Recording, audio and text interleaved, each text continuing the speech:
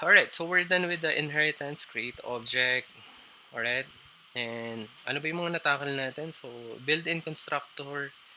So, tapos yung constructor, how to use the constructor. This one is the ES5. Parang kung paano mag-declare ng isang constructor. Or, madalas salita, it's a object. Kasi ang lesson natin is OOP or Object-Oriented Programming. And now, since we're done everything dun sa ES5 or ECMAScript 5, we're going to tackle yung ES6, yung how to use the classes. So ngayon, meron na kayong better understanding on para at least kapag dineclare ko, dun pala galing yun, ganito pala yun, alright, and so on. So, sige. So, ang gawin ko, I'm going to create another file, no? Dito, sa loob pa rin ng OOP. Right? So, pangalanan natin siya ng classes. So, nandun na tayo sa classes. Classes.js. So, we're going to use the ECMAScript 6 na newer version, newer syntax or parang the new standard of declaring a class or an object. So, classes, punta tayo dito. And then, let's close this one. Alright, so let's just add a comment. Lagay ko dito ES6 Classes. Alright, so ibig sabihin is the ECMAScript. Yung ES is ECMAScript. Alright, so this is the new standard. So how to, ilabas ko yung constructor. Gagayahin natin, pero ito turn natin siya into classes. So we're going to create a class. So constructor, person, mismo ito gamitin natin. So, how to do that in ES6? So, class lang, followed with the person. So, person with set of curly braces. So, itong function keyword na to. Tapos, meron ka pang ganito. Lagyan mo lang ng class. Yun na yun. Alright? So, yung nasa loob niya, which is a property of first name and last name, we need to add a keyword of constructor. Alright? So, nung tinype ko yung constructor, naglagay na agad siya ng parenthesis and curly braces. Tapos, nilagay niya pa dito params. So, ibig sabihin ng params is parameter nung person constructor natin. Madaling salita dito, meron tayong name and date of birth. Alright? So, in this case, we're going to add a parameter. Pangalanan natin siya ng first name. Then, I wanted to have another parameter which is last name. And date of birth. So, katulad nung ginawa natin. The difference is we just added a last name and first name instead of name lang. Okay? Pero yung concept is halos pareha sila. And, of course, siya yung dito natin ipapasa kapag tinawag natin yung person constructor. So, ngayon, we still need this keyword kasi this keyword is referring to this person. Alright? So, person has a property of first name, alright, is equal to a parameter of first name. Para kapag tinawag natin yung person, kailangan nyo pa rin magpasa ng first name, last name, and date of birth. So, I hope that it makes sense. Alright, and then let's declare another this keyword followed with the last name is equal to the parameter last name. Alright, and the last one, pangalanan natin siya ng this, not date of birth, pero pwede namang birthday. Alright, birthday is equal to a new instance of date constructor. Alright, so ibig sabihin, yung kung ano yung kayang gawin ni date is pinapasa natin kay birthday. Alright, so tapos ano yung gagawin natin? Yung parameter natin na date of birth, gusto natin object siya. Kaya pinasok natin with the date constructor plus in-equal natin siya sa birthday na property. So technically, we're done with this. Ayan. Alright? So, medyo mas easiest way at saka mas malinis. Alright? Pero technically, importante is naiintindihan nyo kung paano gagawin.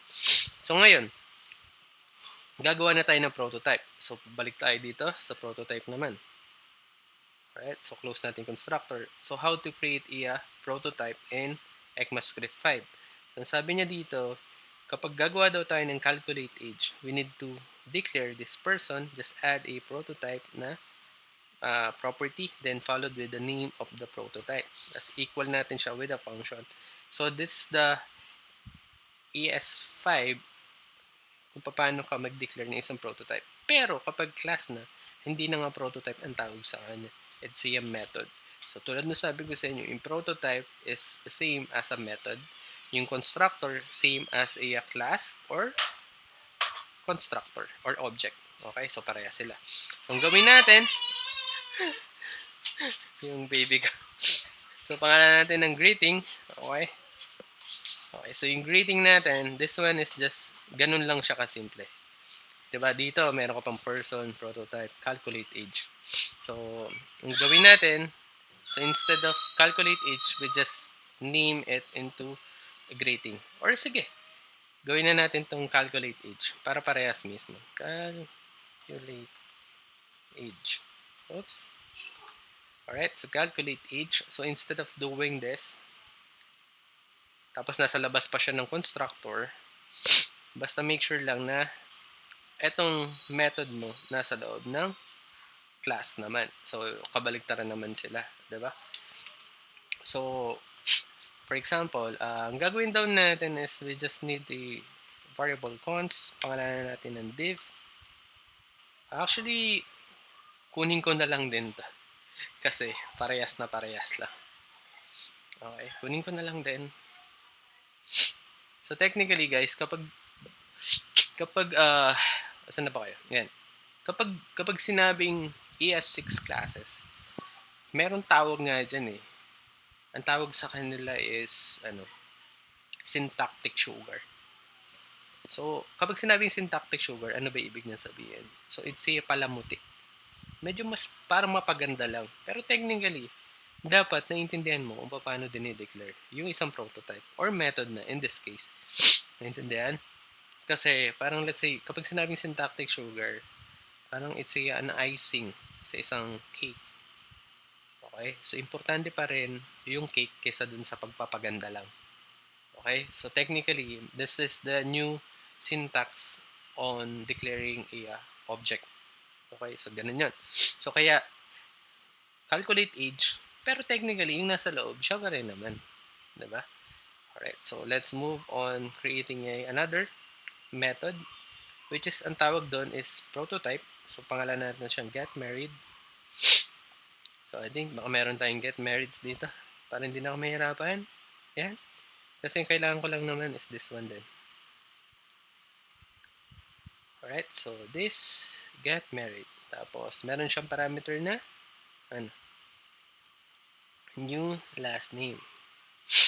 So, paste in natin, new last name. Alright, tapos greetings. So, let's create a method of greetings or prototype sa another way of saying methods. Okay, so yung greeting natin, do we have a greetings dito? Wala. So, buuin na lang natin yung greetings natin. So, sasabihin lang natin dito is just a return. Yeah, let's use backtick. Hello there. $, parentheses. This dot first name and $, this dot last name. Alright, so kapag tinawag natin yung prototype na greetings, ano gagawin niya? So, tatawagin niya lang to. Alright, so hello there. Kung ano ipapasa mo na, first name and last name dun sa pinasa nating person constructor. Alright, so how about done? Meron tinatawag na static. Kapag static, the difference is you don't need to instantiate the static method. Alright, so how to do that? So just add a static keyword followed with the name of the method. So pangalan, in this case, add numbers. So add numbers, let's see, method or prototype sa madaling salita. Lagyan natin siya ng argument or parameter, x and y. Yung x and y, kung ano mangyayari sa loob, let's just return a value of x plus y.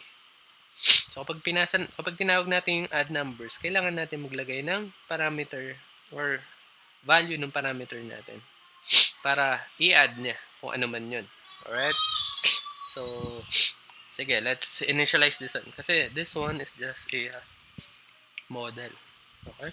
Parang katulad ng ginawa natin kahapon dun sa COVID-19 tracker natin. So, yung logic, inisip na natin kung ano mangyayari, no? Kapag tinawag natin bawat property na to at saka methods. Okay? So, ngayon, tatawagin na natin siya, for example, using ano lang muna, console.log lang muna. Alright? So, let's say, let's declare a variable chiname. Chiname. Alright? So, chiname is equal to a new instance of person. So, person has, let's say, chiname. So, let's copy that. It's a string. Uppercase natin do kasi it's the name ng tao.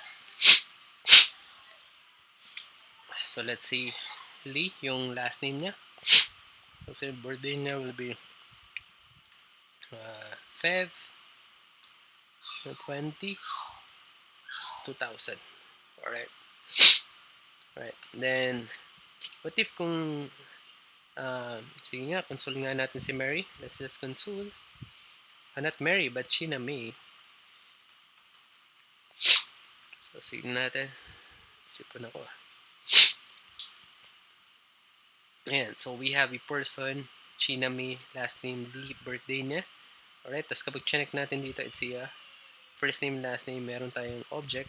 Alright. So, meron siyang same, no? Calculate age, gets married, and greetings na prototype. Okay? Kasi nasa loob siya ng isang person. Alright? So, gawin natin is, what if kung nag-asawa na si China May? So, ngayon, we can go for China May dot gets married. Alright? Gets married has one argument. So, let's say Garcia. Alright? So, yung napangasawa niya. So, ngayon, kapag tinawag natin si China May, ang lalabas na sa kanya, instead of Lee, naging Garcia na siya. Alright? So, how about the static? Alright? So, alam naman natin na every time na we need to use those property, or not a property, but it's a method, we need to instantiate and ipasok natin sa isang variable. Katulad ng mga ginawa natin dun sa COVID-19 tracker application natin. Pakita ko sa inyo yung controller. Yung para at least kaparehas nun. Ayan o. So, yung ginawa natin na constructor or object or class. Ano tayo sa class? Sa class, we need to instantiate to a variable so that you can able to use those yung mga method niya. So, technically, get infected country. So, technically, kapag tinawag natin si COVID tracker, we can easily access those methods. Alright? So, yun yung isang example. So, let's continue. How about the static? Alright? So, kasi, this case, walang static, diba? So, kailangan mo daw, instantiate. So, ngayon, kapag static, paano siya ginagamit o paano siya ginagawa? So, ngayon, ang gawin natin para ma-access natin yun. So, first, we need to just console, no? Para mapakita natin yung output niya. So, we don't need to instantiate this person. Kapag static, tandaan nyo, pwede nyo nang idiretso sa person. So, person dot add number. It's a method. So, nangingi daw siya ng x and y. Ipa-plus niya daw. At ilagay natin 1 and 2. So, save natin. Ibibigay niya sa atin is 3. Alright? So, madali salita, kapag static, you don't need to instantiate o ibigay sa isang variable para lang magamit mo yung methods na static. You can access directly. Okay? Yun yung difference between the static and normal methods. Alright? So, yeah, I hope that this one is clear, no? So, we're done with classes. Alright? So, I will stop recording.